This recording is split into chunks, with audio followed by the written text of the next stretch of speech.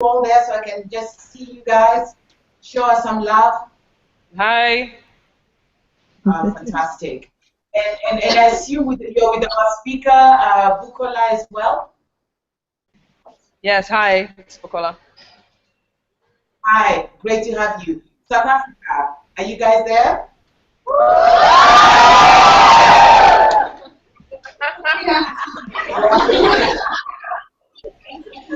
Well done, we hear you clearly.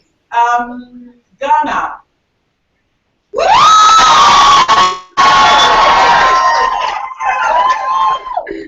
All right, we're going to come back to Kenya later. Uganda. Uganda, are you there? Don't be intimidated, Uganda.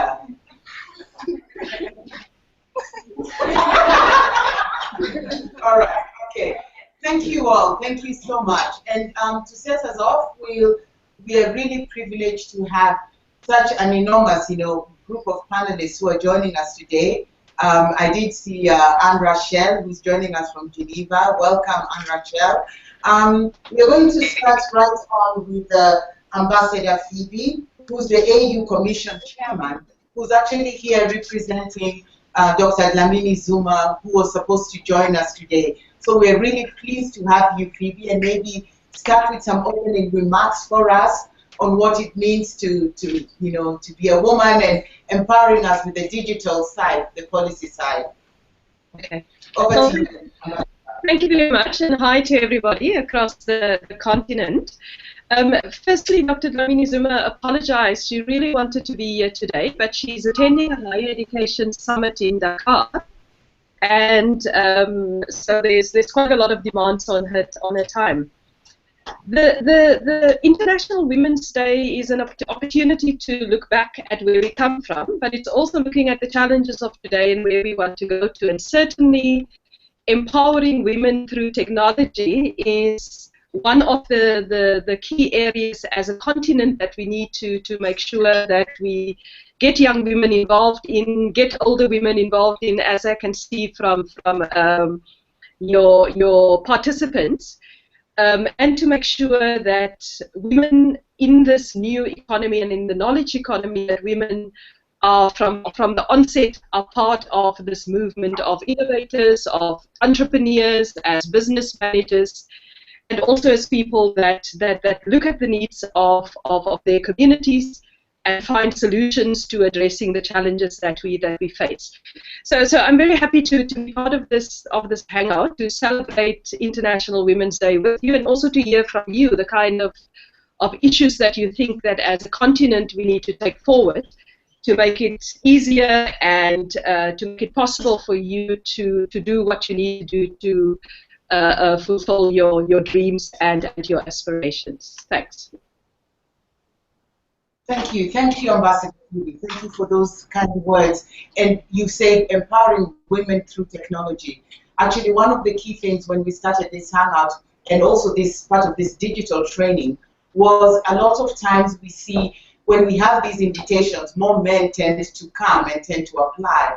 And this time we wanted to really focus on women and give women a chance to just turn up and be trained, be equipped with what they need to advance in their businesses using technology.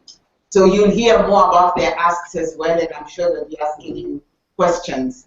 Let me move on to Anne Rachel.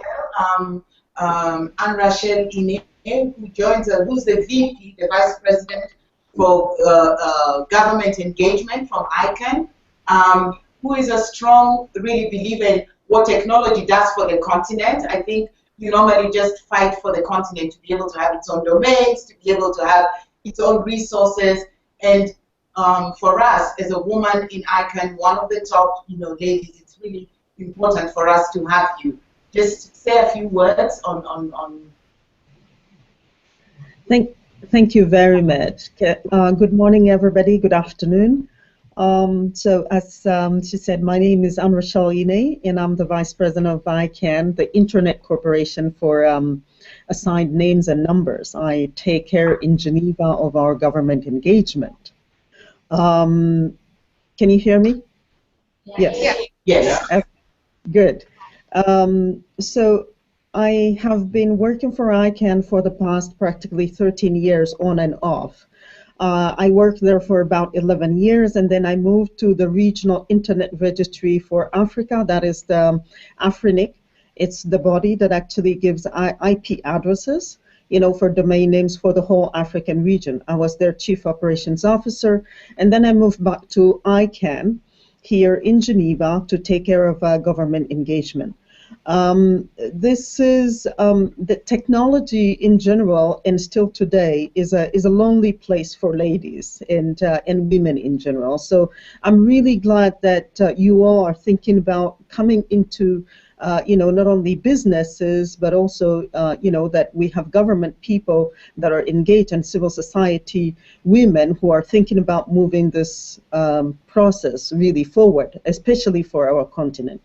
One of the reasons why I decided way back then to join ICANN was really to get our community to participate to something that is the core of the intranet work. I'm not a technical person. In fact, my background is languages and international finance and economics. So the reasons why, though, I decided to come in here was that I did a minor at my university on what at the time was called marketing on the internet. And my team did the first merchant website of Walmart at the time.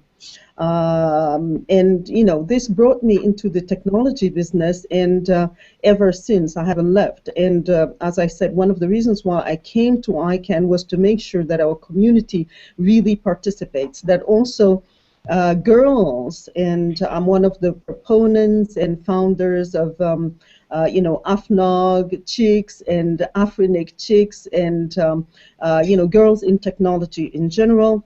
Wherever I travel on the continent, I go to universities and I make sure that, I talk to undergrads and graduate students in technology, but especially the girls, because I want to motivate them to go into that business.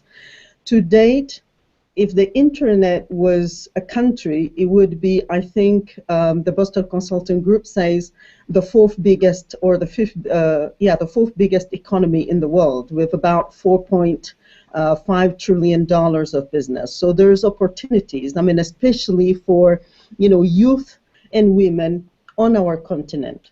We're going to be connected. Everything will be IP based. So there will be businesses anywhere from connecting transportation all the way to basically the applications that will help us do e-commerce or e-agriculture and the rest of it. So I'm really happy to be here. Congratulations to all the ladies that are following this program. And I will stop here and let you ask questions. I'll be very happy to also, one of the things that I do is mentor young ladies that are coming into the business. So if anybody is interested, I'm more than open to do that. So thank you very much for having me today, and I'll let the others also say their part, and then we can discuss more. Thank you. Thank you, Michelle. Thank you. And of course, there are all these tidbits about you that you never read in your bio. So I didn't know about your experience with Walmart, which is really what got you into the tech world. So participants, just keep your questions, know who you're going to ask, and then we'll go on with the panel. So I'll call on Betty. Is Betty there from Ghana? Betty? And while Betty is coming on, I'll say Betty is the CEO of Explainer DC. And as you say, the panel here are people who really support women and the growth and empowerment of women. Betty sits on the advisory board as a chairperson of Summit, an organization that seeks to empower women and girls to transform their leadership. She's also co-founder and director and company secretary of Ghana Women in ICT. She has been a managing director for ThoughtWorks in Africa, has been an executive director at Ernst & Young, and speaks on many issues that deal with supporting and encouraging women to do business. Betty, welcome. My name is Dorothy. Thank I'm not introducing myself. Your moderator is Dorothy Orr. I'm based out of Nairobi. Nice to meet you. Welcome, Betty. Thank you.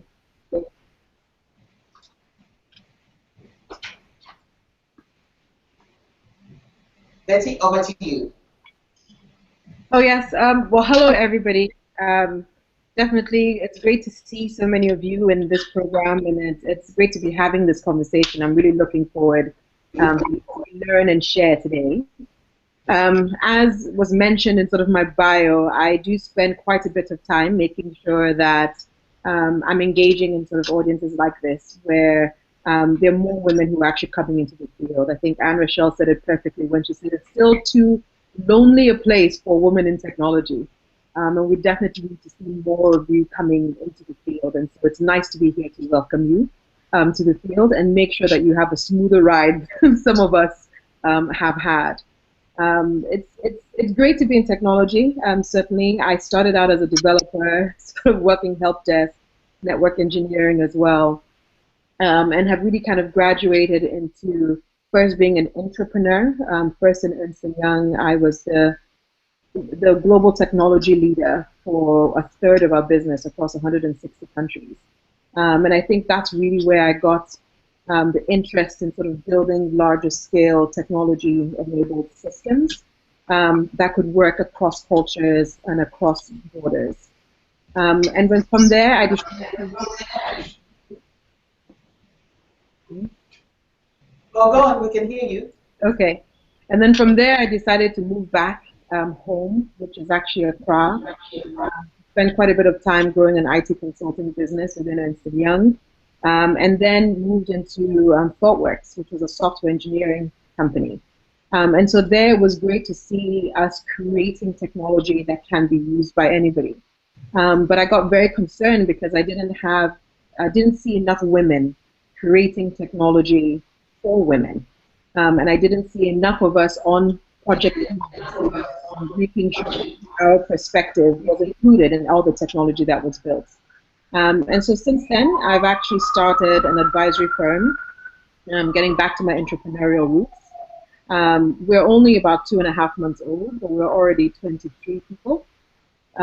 Actually 29 if you include all of the partners. We're building great technology. And still, I'm not seeing enough women sort of in the field, but we're already close to about 50% women in the global partners and so looking forward to your journeys and what you achieve and seeing how I can make it an easier one. Thank you. Thanks, Betty. I like what you said. You said that you want to give, you hope that the participants in today's training will be able to have a better and a smoother ride than what you had. You who are the pioneers in this field. I'll move over to Mrs. Mary Okello, who sits next to me. Mrs. Mary Okello is well known in the Kenyan circles.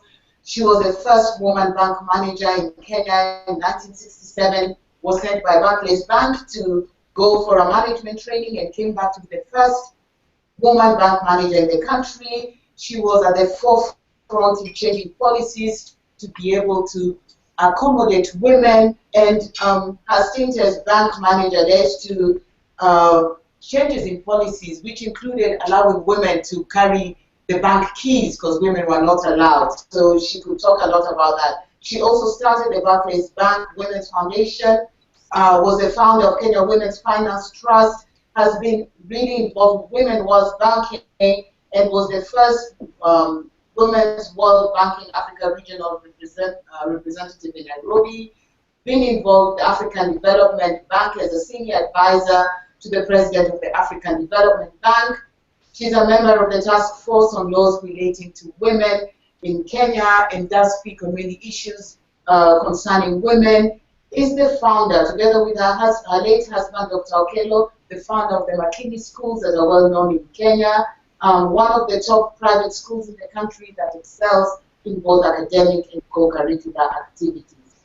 She has done many, I'll go through many pages on what she does, has school sponsors and gives bursaries to needy students, and is a firm believer in supporting women and getting women hired. she also recently just started work a widows program, given that she herself knows what it means to be a widow, and continues to support widows programs wherever she can. She's affiliated and a board member to many organizations. I'll name just a few: chairperson of Kenya Women's Finance Trust, trustee of Nairobi Dam, trustee of Nairobi Street Families, board member of Federation of Kenya Employees, Kenya Private Sector Alliance, Tumaini Foundation, and many others. She's won many awards, and we're really pleased to have you with us. First, let me thank Google for this initiative. Very excited that you are empowering women, because women have always been disadvantaged in society. This is going to give them an opportunity to catch up, maybe to surpass men. So I'm very happy that this is happening. And I congratulate the participants. You have a golden opportunity. As you go, when you finish, you go out there and spread what you have learned so that you have a critical mass of women out there benefiting from this initiative. You don't want to talk a bit about your personal experience so they can have questions to ask? Well, I'm putting you on the spot now. Well, I'm in business, I run a school, and I do a few other things as you have heard from the CV. But what I have seen out there is the world is still very much dominated by men. And it still doesn't accept women on equal terms, and therefore women have to work extra hard.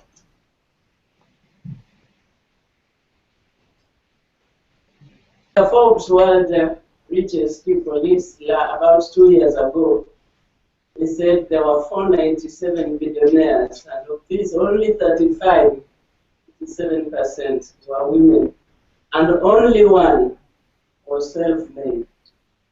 You can see women must be facing a lot of challenges.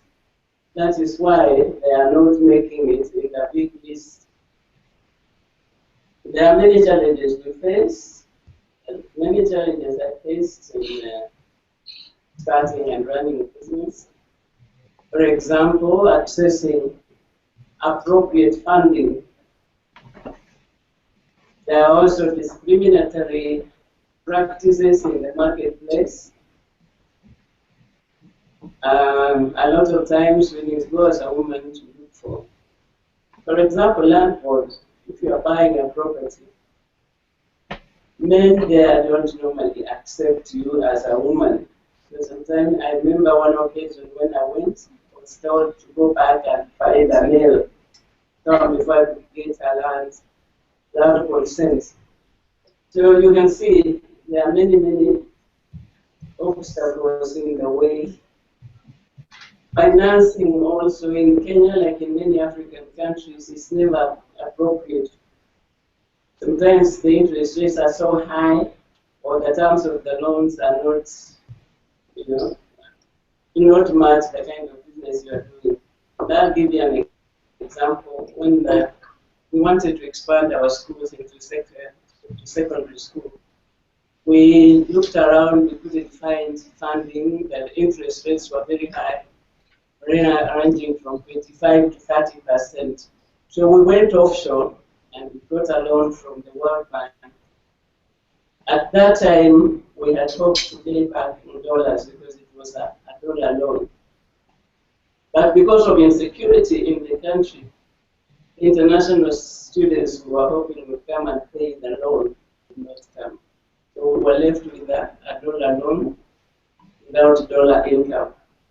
It was quite tough. We had to go back to the World Bank to ask them to reschedule the terms of the loan. If we had not done that, we would have collapsed. I'm saying this because in business you come men are flaws. You have to be alert also to opportunities. Sometimes they come in a very unexpected way. I remember I was on a plane from Zambia going to Abidjan, bumped into an Israeli businessman. We were talking, and he talked about the day game system of computers, which were being used in Israel and Greece as teaching tool. And from that conversation, we ended up getting computers into Kenya in the 1980s. We were the first school in the country to introduce computers in the school. It was not easy, but it was an opportunity that I grabbed just along the way. So as women, we should always be alert to opportunities. We should learn to persevere, should remain focused, and we should learn to solve problems. And most of Churchill said, never, never, never give up. We face challenges, but we must never give up. For me personally, I can only attribute my success to trusting in God. So whatever you do, God first. Thank you. Thank you. Thank you. So persevering, taking advantage of every opportunity, every conversation, because therein lies the opportunity.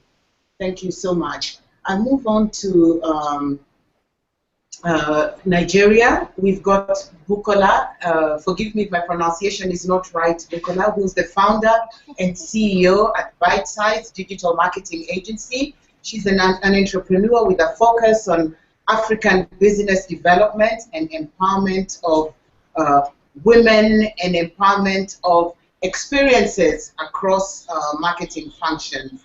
She has a track record of 9 years in digital innovation and marketing and business to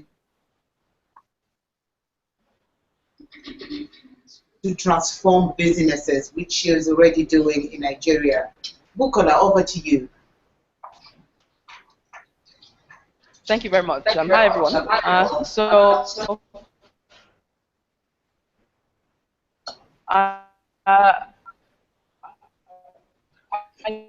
started Bite Size about just over 5 years ago.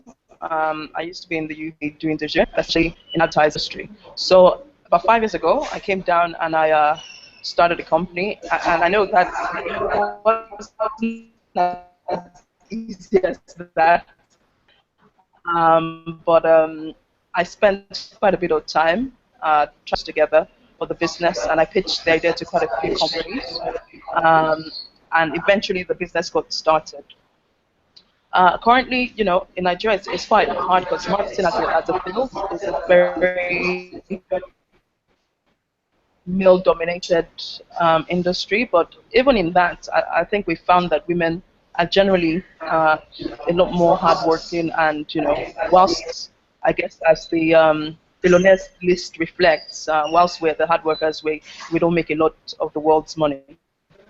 And I think this is something that we have to change. It's something that we try to change in Bite Size, where we're kind of quite serious about getting women in business, but also getting women rewarded for the talent and the work and the hunger that we put into the business. So that's me, Bukola from Bite Size. Thank you.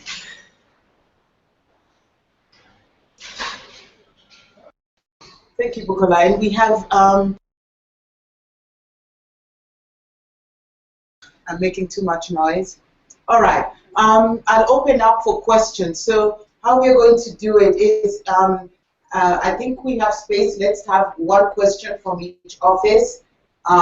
Say who you are, or if there's someone in the office who's moderating who can read out a question.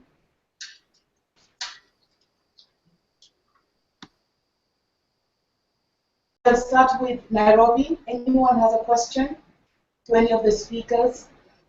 A comment? Yes, there's can we have a mic here?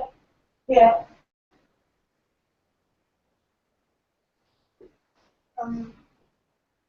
Hi, everyone. My question is to Anne. Oh, sorry. My name is Jerry Wangare, and my question is to Anne Rochelle. And there has been a discussion regarding the management of the domains, because the US will be giving up control of that, and so there's this huge discussion on who is going to take control of the top level domains, and the concern has been that Africa has not been that involved, and I think my question is, how can African nations better be involved in the management of the domains, as well as another question on when can we own an African domain, because I know that has been in the works for a really long time and it has not happened yet. Thank you.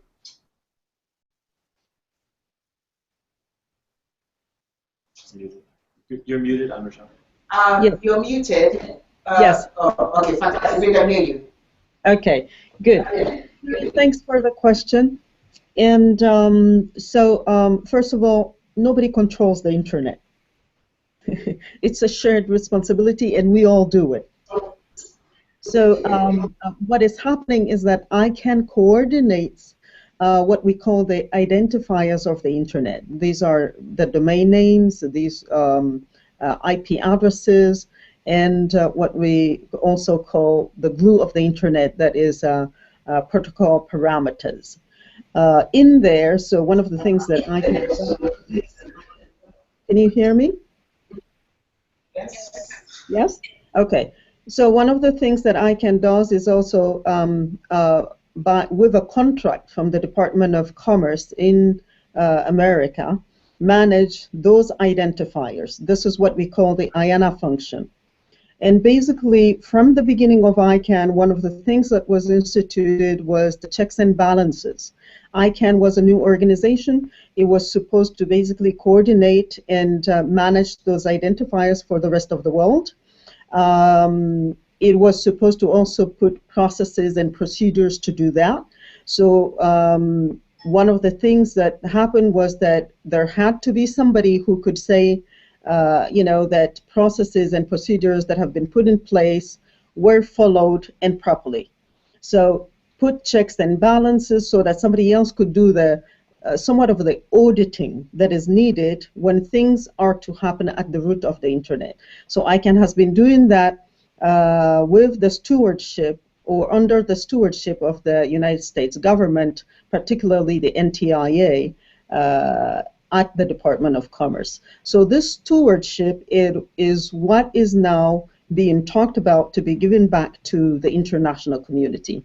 And it is true that a lot of our governments are unaware, a lot of our community is unaware. Civil society, private businesses have not been very involved in the discussion.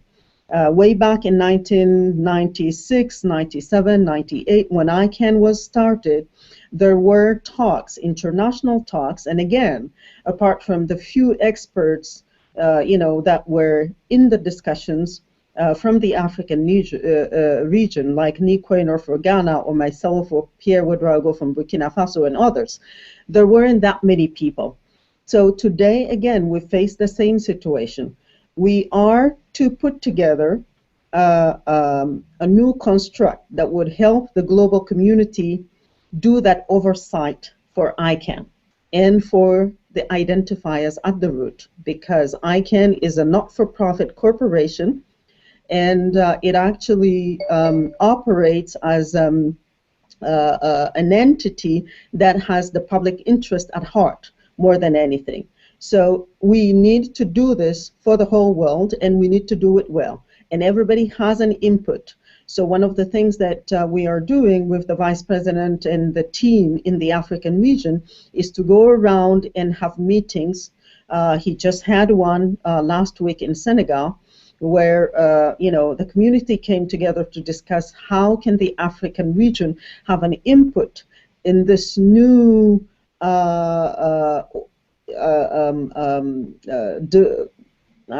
construct that we're going to put together that will be doing the oversight and basically the stewardship of what ICANN is doing. So meetings, and please help us. If any of you have any ideas how this can be conveyed, to the communities, let us know.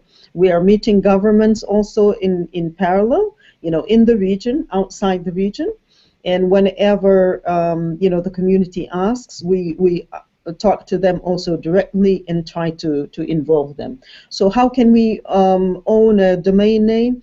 Well, the community has put together a name that is called .africa, for example, that is now into discussion at the ICANN level, and that should be hopefully operated under the community chosen proponent. And this is one thing that the African Union Commission is very involved in.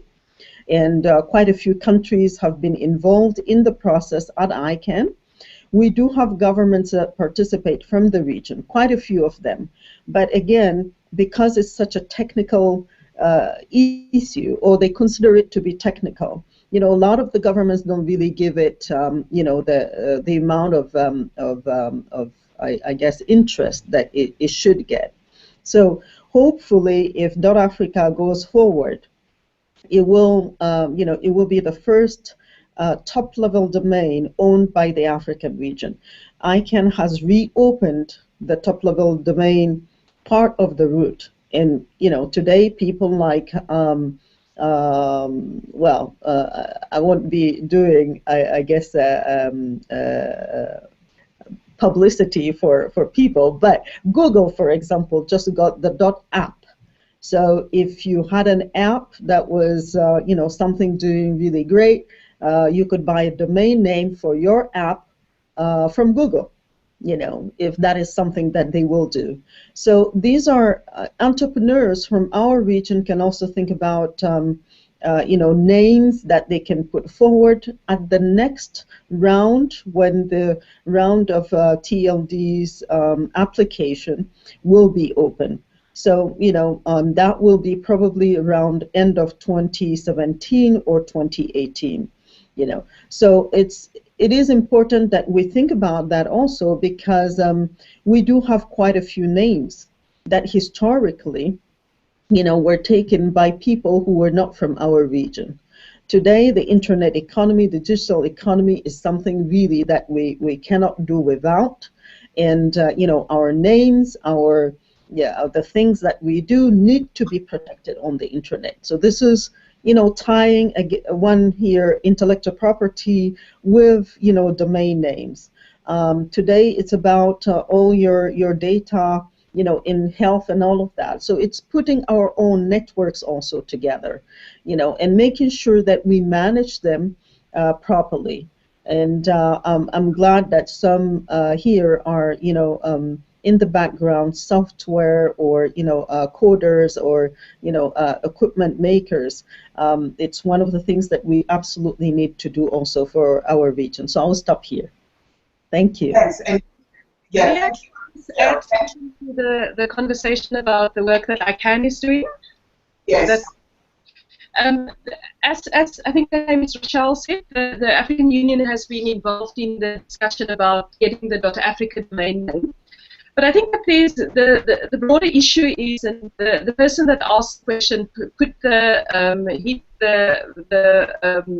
the key point, that if the internet belongs to everybody, then it means that we should all be involved in its governance, in its oversight, etc. That's what the conversation is about. For Africa, one of the challenges has been that we have not been part of these conversations because governments, as you said, don't see it as a technical issue. And that is why forums like these are important, because we need to build up a community of people working in the sector that can form an African community that advocate for a much more multilateral approach towards these issues, but also can be at the table when these discussions takes place in the world and can represent the interests of the continent. So I think that the issues, it's people that's involved in the sectors as entrepreneurs, as professionals, but it's also working together with government to make sure that are protected. Thanks.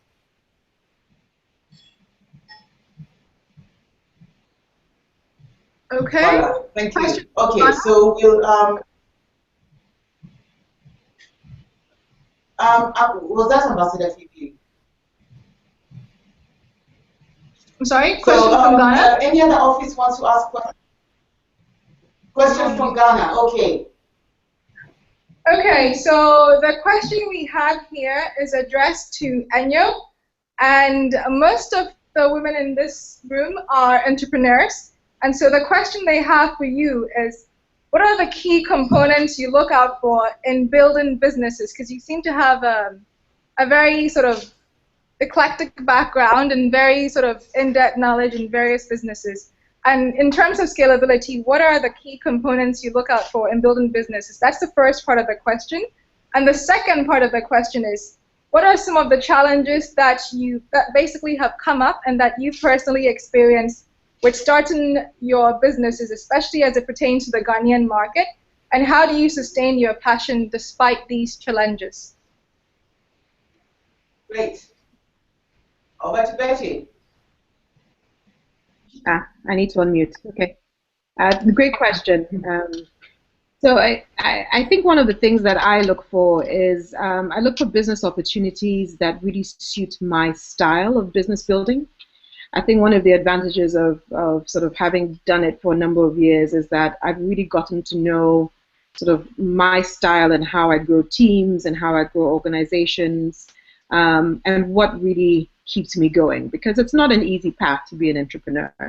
It's not an easy path to build businesses. I mean, the reality is that if it was easy, a lot of people would have done it. But oftentimes we're working in challenging circumstances and we're doing things that are very new. There is no playbook to actually create them. And so it's the solving the challenges that actually makes it fun.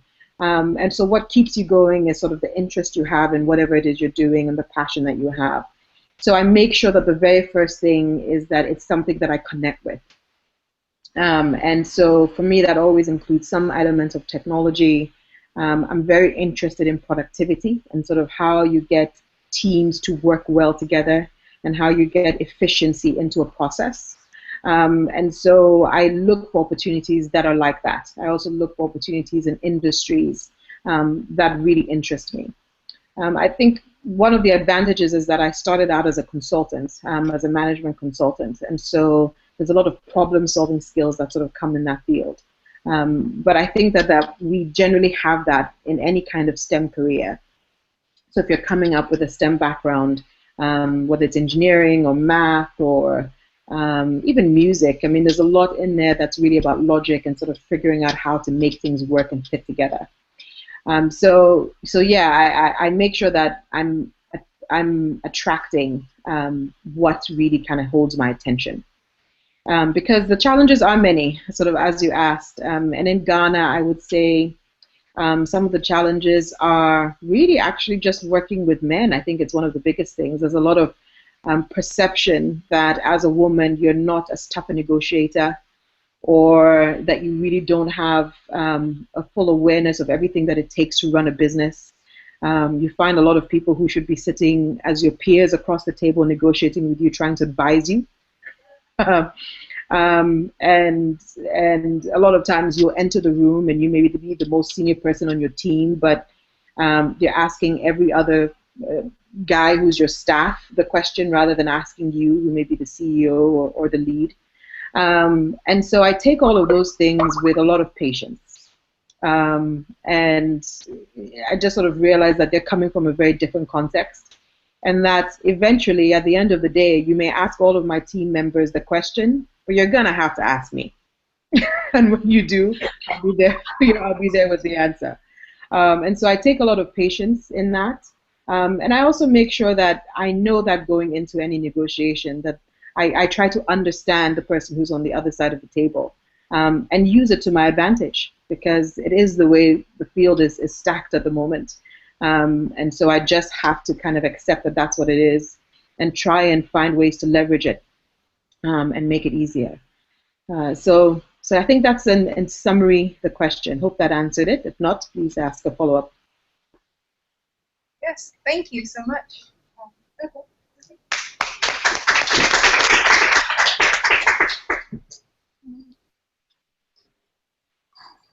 Okay. Okay, next, Nigeria. Nigeria has a question, and then we'll go on to the last one. Nigeria? South Africa also has a question.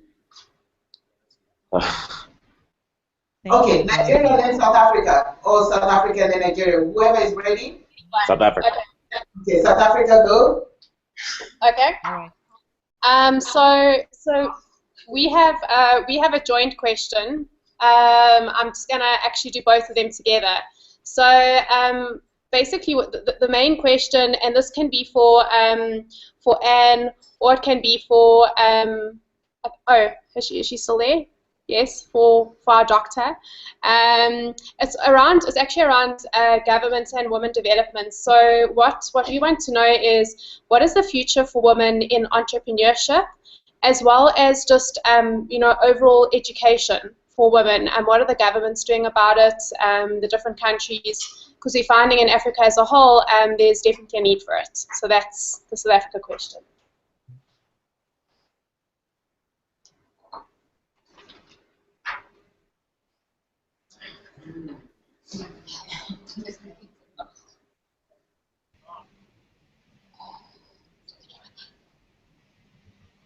Did you get that? Hi, sorry. Yes, I had you. The question was addressed to, sorry, I'm fighting with the mute thing, so it's really a while to get back.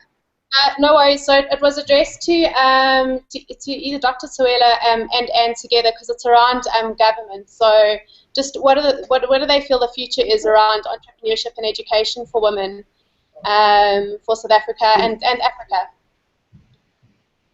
Right. The future of women and education in entrepreneurship. Yeah. It's gonna take, yeah. Shall I start? Yes, please. Thanks for the question. And Dorothy, thank you all for having me here. Thanks to Google for inviting me. I'm going to have to drop out after this question, but I'm more than happy to respond to any other questions by email afterwards if the participants wish. Education, for girls. One of the things that I have done ever since my first salary is to support young girls to go to school. First via, my Rotary Club, and then now in many other education programs, for example, in Niger. Niger being one of the places where we have, the least literacy levels. That's where I'm from.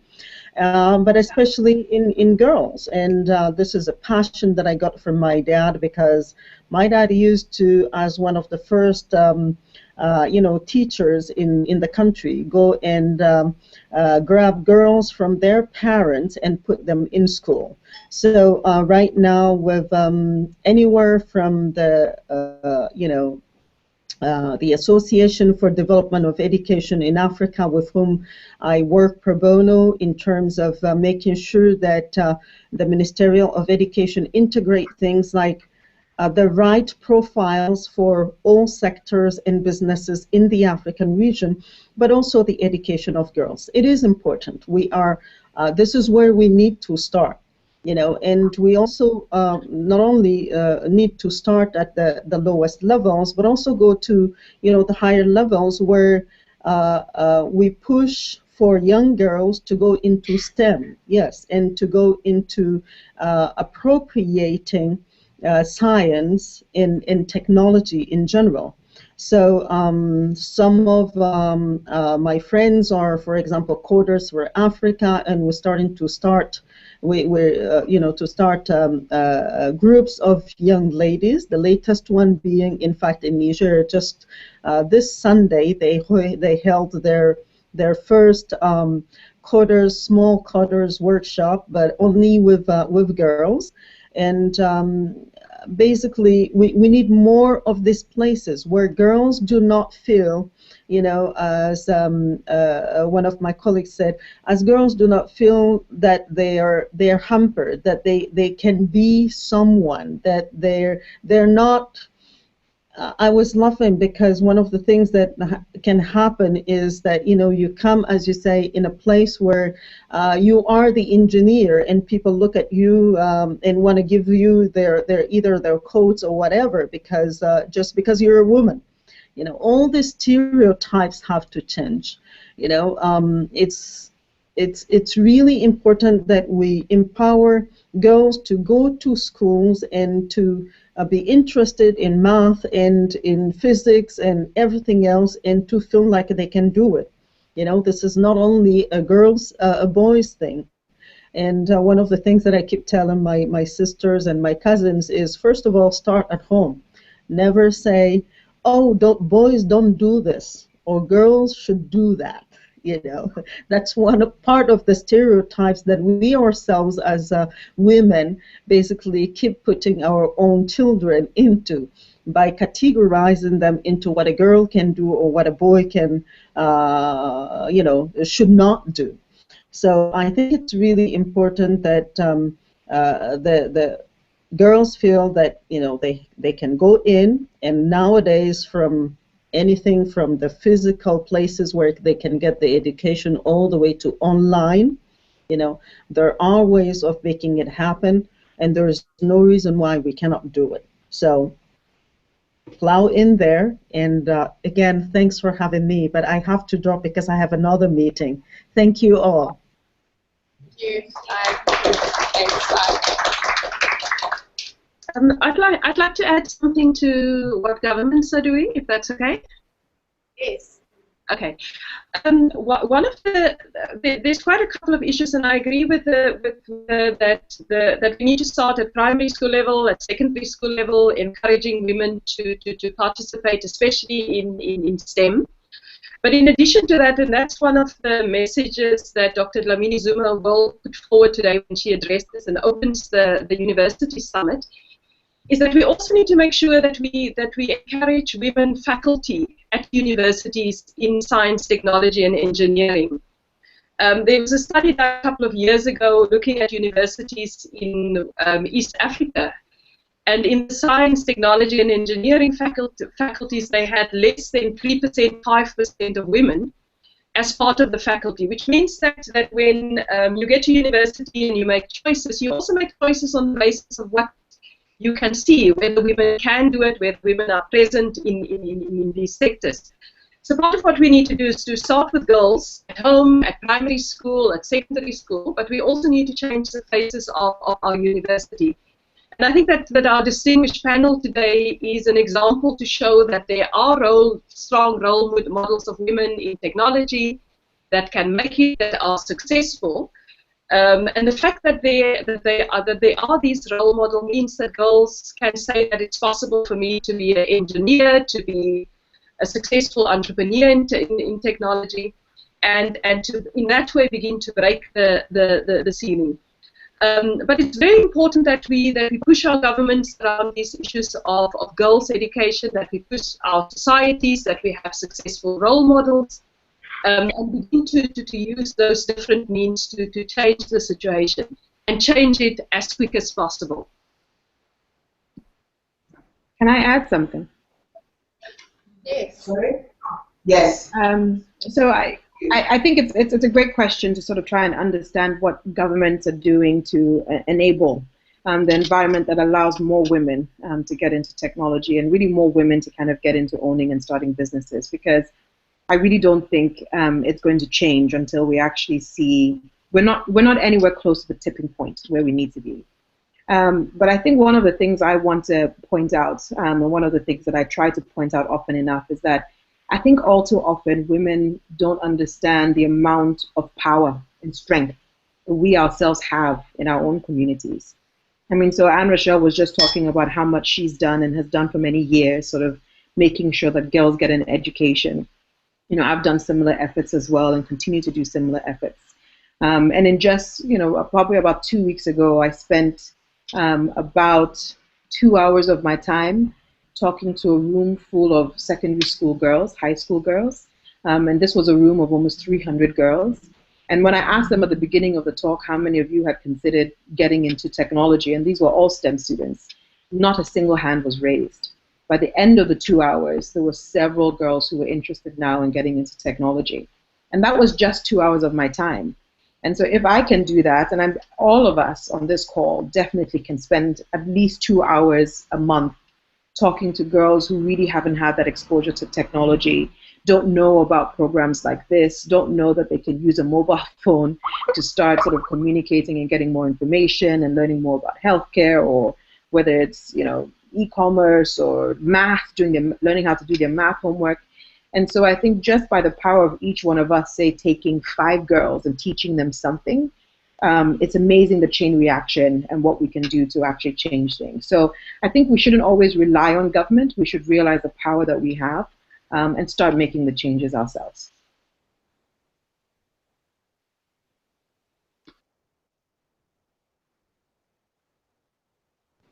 I was actually just going to maybe ask Mrs. Okello, because she runs schools as well.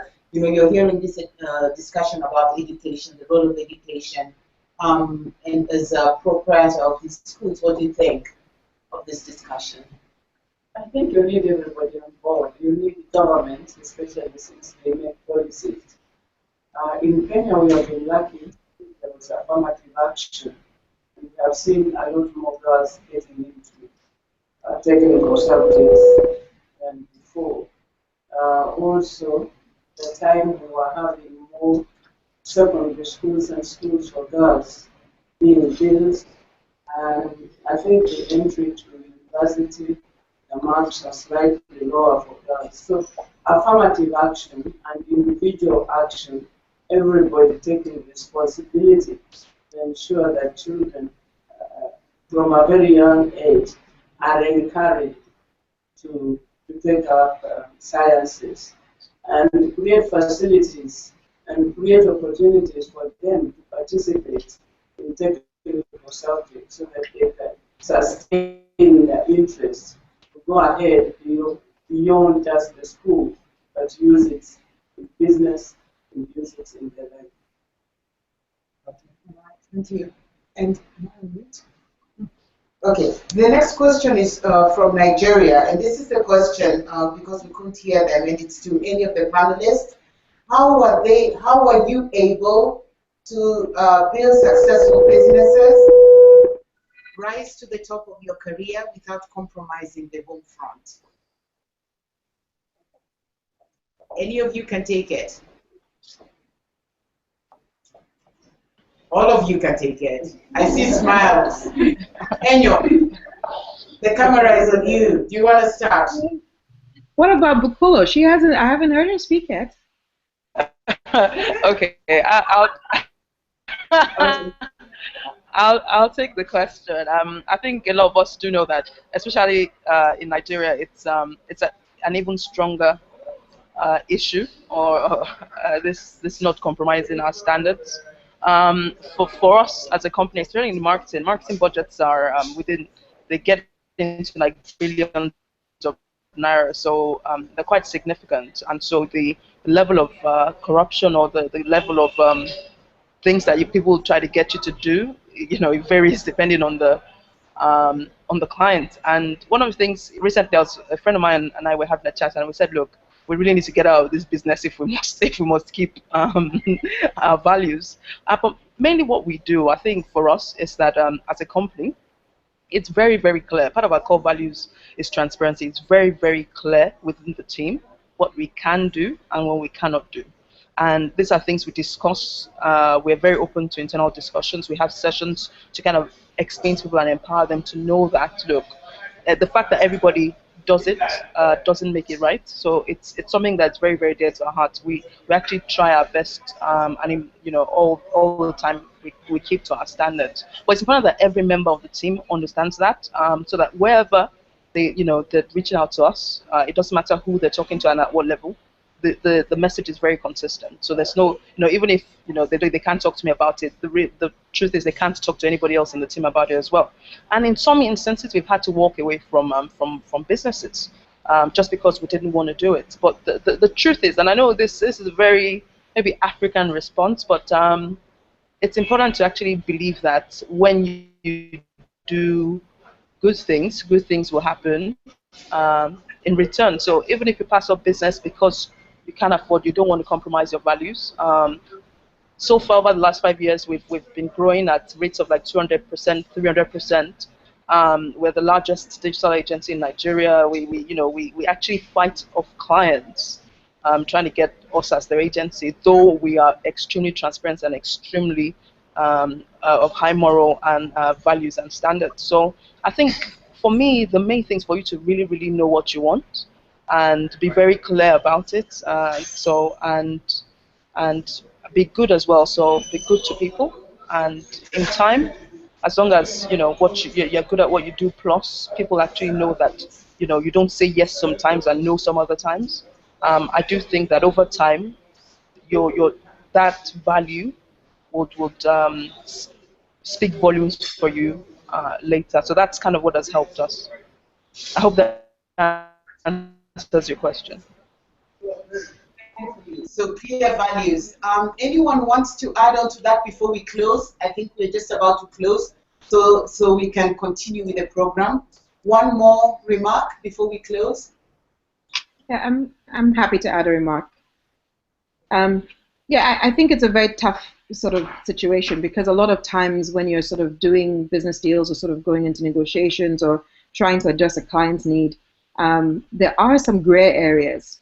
So you don't always, and I don't think often enough, really sort of find those situations where it's blatantly an immoral or corrupt issue. There's a lot of kind of gray areas where it's sort of like, oh, I'll give you the job if you've sort of helped my daughter get into a certain school and those kinds of things. And so, but I think the important thing is really to define where you stand. And Bukolo said it very well, which is sort of know who you are, know what you won't do, know what you will do. And I think once you do that, and I would encourage you to actually take a strong stance and just sort of make sure that your work speaks for itself and that the relationships that you build speak for themselves, because we're fortunate enough to still be in an industry where we are adding value to the people that we're working with. And if you define your business well, you'll find that there's something unique that you're bringing that nobody else is bringing. And so trust in that, believe that, champion that, and you'll find that relationships will build over time. It won't be quick money, right? It may take a little while to actually build a reputation and people to see what you do really well. But I think if you believe in sort of what you're doing and what you stand for, you'll find that clients will figure that out and follow you along the way. So I think it's actually more detrimental to having a healthy business to try and find the quick way through. Right. Mrs. Okello, because you were in 1967, you're already there. So those were different times from our times now. How have you been able to balance this work life? Yeah.